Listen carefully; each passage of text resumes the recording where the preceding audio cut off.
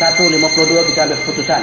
54 merdeka. Kedua penganjur agung yang ibu hormati dan yang ibu kasihi, kedua-duanya itu ialah pemimpin agung yang istimewa, yang ulung. Dengan pertolongan yang tuan-tuan bagi, dapatlah kita memelihara negeri kita yang dikasihi itu aman selama-lamanya.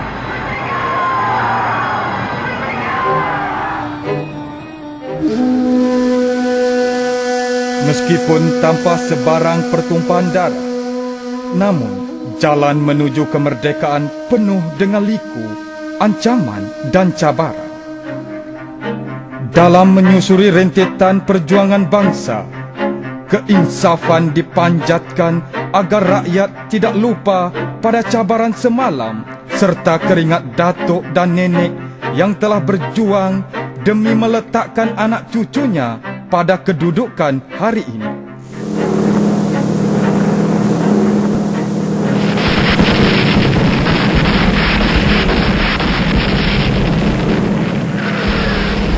British telah menjangka Jepun pasti akan menyerah kalah.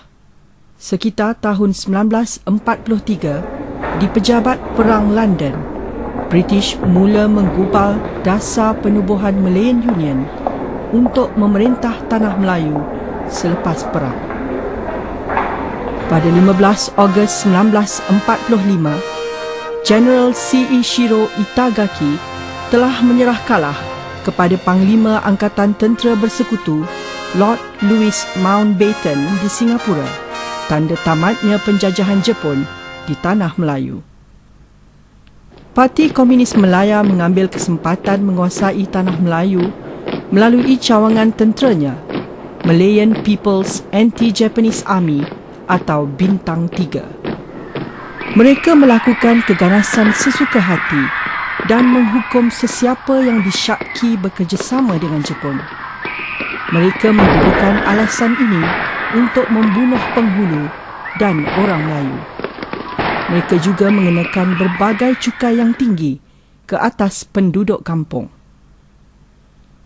Pentadbiran Tentera British atau PTB ditubuhkan pada September 1945 sebagai suatu pentadbiran peralihan sebelum memperkenalkan Malayan Union yang telah dirancang. Pada 11 Oktober 1945, Sir Harold McMichael tiba di Port Swettenham.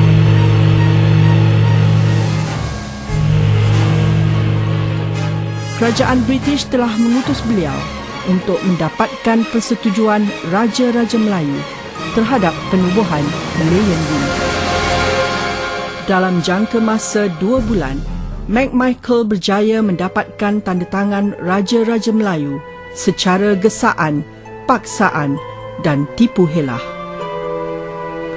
Kertas putih penubuhan Malayan Union diluluskan oleh Parlimen British pada 22 Januari 1946 dan disebarkan kepada akhbar tempatan untuk siaran pada 25 Januari.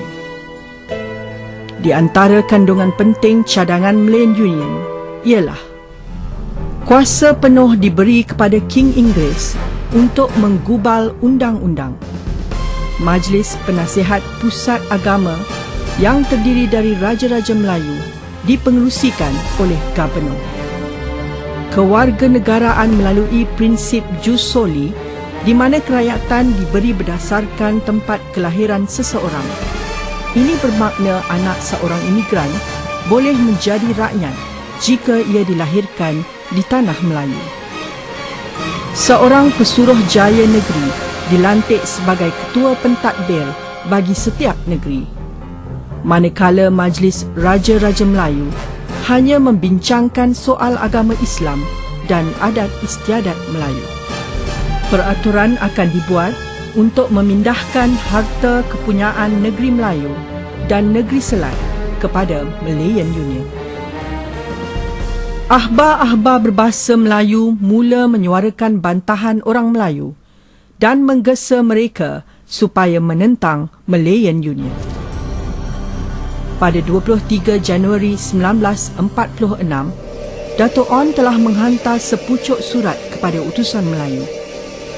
Beliau menyeru orang Melayu mengadakan satu kongres dan mencadangkan penubuhan United Malays Organisation atau UMO sebagai badan pendesak menentang Malayan Union. Orang-orang Melayu bangkit menentang rancangan Malayan Union melalui siri bantahan secara aman di seluruh tanah Semenanjung. Raja-raja Melayu mula menyedari bahawa tanda tangan yang diberikan kepada McMichael adalah merupakan tanda penyerahan kuasa dan negeri kepada British. Lalu baginda raja-raja mengeluarkan surat bantahan menerangkan keadaan yang telah mendesak baginda. Sementara itu di Kuala Lumpur, Tuan Zainal Abidin bin Ahmad atau Zakbar telah berhubung dengan Datuk Panglima Bukit Gantang Perak, Datuk On bin Jaafar dan beberapa pemimpin lain untuk mengadakan satu kongres bagi menubuhkan sebuah pertubuhan Melayu. Pada 1 hingga 4 Mac 1946, buat pertama kalinya, 107 orang wakil dari 41 buah pertubuhan dan 56 orang pemerhati menghadiri Kongres Melayu yang bersejarah di Kelab Sultan Sulaiman, Kampung Baru, Kuala Lumpur. Dato' On telah dipilih sebagai pengerusi Kongres. Beliau menyampaikan ucapan pembukaan yang telah membakar semangat ahli-ahli Kongres dan bangsa Melayu seluruhnya. Telah muncul seorang pemimpin Melayu yang dinanti-nantikan untuk membela nasib kaum Melayu. Semasa Kongres tersebut, Tuan Zakbar mencadangkan supaya nama pertubuhan yang dicadangkan oleh Dato' On, United Malays Organisation atau UMO, ditukar kepada United Malays National Organisation atau ringkasnya UMNO atau dalam bahasa Melayu, Pertubuhan Kebangsaan Melayu Bersatu. Tanpa menghiraukan tentangan orang Melayu, Kerajaan British mengisytiharkan Perjanjian Malayan Union akan berkuat kuasa mulai 1 April 1946. Dato' On segera memanggil satu kongres tergempar di Pejabat Akhbar Majlis. Kongres menetapkan dua perkara penting sebagai tindakan menentang Malayan Union. Pertama, meminta orang Melayu berkabung dengan melilit kain putih di songkok dari 1 hingga 7 April, tanda berkabung di atas kedatangan Malayan Union. Kedua, meminta Raja-Raja Melayu supaya tidak hadir di istiadat perlantikan Gubernur Malayan Union. Pada pagi 1 April 1946, Dato' On, Datuk Haji Wahab Toh Muda dan Datuk Nik Ahmad Kamil pergi menghadap Raja-Raja di stesen hotel untuk merayu supaya memulaukan upacara perlantikan Gubernur. Beribu-ribu orang Melayu memakai songkok berlilit putih turut sama berkumpul di hadapan stesen hotel. Akhirnya, Raja-Raja bersetuju memulaukan upacara tersebut. Sementara itu, upacara perasmian Malayan Union dilangsungkan di Padang Kelab Selangor dengan Sir Edward Jen mengangkat sumpah sebagai Gubernur. Sultan Perak, Selangor, Pahang, Kedah, Negeri Sembilan dan Perlis bertemu di Istana Iskandariah, Kuala Kangsar pada 15 April 1946 dan sebulat suara bersetuju membantah penubuhan Malayan Union. Bantahan itu disampaikan kepada kerajaan British di England. Kongres Melayu yang ketiga diadakan di Istana Besar Johor Bahru selama 2 hari. Di hari pertama Kongres, iaitu 11 Mei 1946, UMNO ditubuhkan dengan rasminya. 58 wakil dari 29 pertubuhan dan 30 pemerhati telah hadir. Dato' On telah dilantik sebagai Yang di-Pertua UMNO yang pertama. Bermulalah langkah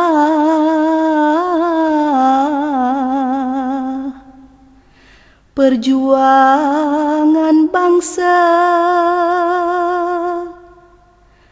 menentang penjajah dari berkuasa.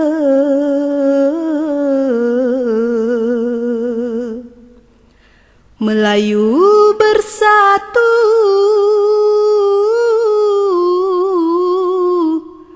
menegak nusa.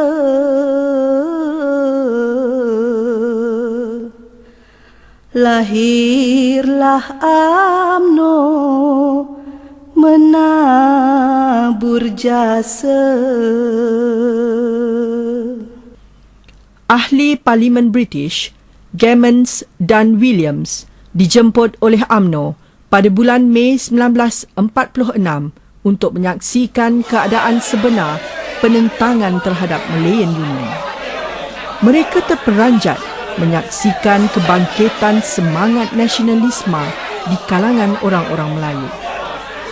Dalam satu perbahasan di House of Commons, Gammons mendesak supaya mengadakan satu perjanjian baru menggantikan Malayan Union.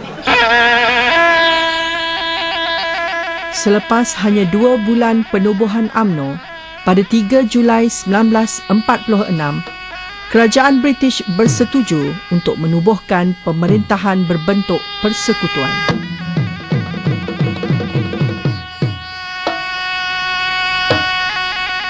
Pada 24 dan 25 Julai 1946, satu persidangan di antara Raja-Raja Melayu, Wakil UMNO dan Sir Edward Gen diadakan di King's House dan terbentuklah satu jawatan kuasa membentuk rang perlembagaan persekutuan. Golongan yang tidak berpuas hati dengan penolakan kerakyatan jus soli di dalam perlembagaan persekutuan menubuhkan satu badan yang dinamakan All Malaya Council of Joint Action atau AMCJA, diketuai oleh Tan Cheng Lock. Antara parti yang bekerjasama ialah Parti Kebangsaan Melayu Malaya PKMM dan Malayan Indian Congress MIC. Pada 1 Februari 1948, temeterailah perjanjian yang ditandatangani oleh Raja-Raja Melayu di King's House dan terbentuklah Persekutuan Tanah Melayu secara rasmi. Di antara kandungan perjanjian Persekutuan Tanah Melayu ialah Raja-Raja Melayu kekal sebagai pemerintah di negeri masing-masing. Taraf kerakyatan diperketatkan. Residen British digantikan dengan Menteri Besar. Pesuruhjaya Tinggi British menjadi ketua dan dibantu oleh Majlis Kerja Persekutuan, Majlis Mesyuarat Undangan dan Majlis Mesyuarat Negeri. Sir Edward Gen dilantik menjadi Pesuruhjaya Tinggi yang pertama. Sebaik sahaja keadaan mengizinkan, undang-undang akan dibuat bagi mengadakan pilihan raya. Terhapusnya Malayan Union dan terbentuknya Persekutuan Tanah Melayu adalah hasil kerjasama antara Raja-Raja dan UMNO. Satu hakikat yang tidak harus dilupakan ialah kejayaan ini merupakan hasil dari perjuangan yang bersungguh-sungguh oleh UMNO sehingga berjaya menggulingkan kerajaan Malayan Union dan mengembalikan hak orang Melayu, kedaulatan Raja-Raja dan maruah negara. Malayan Union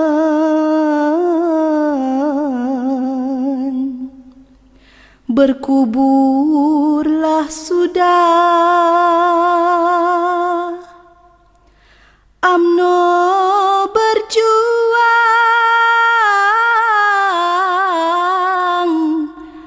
mengorak langkah.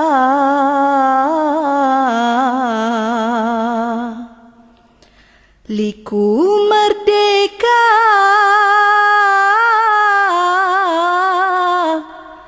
tidaklah mudah.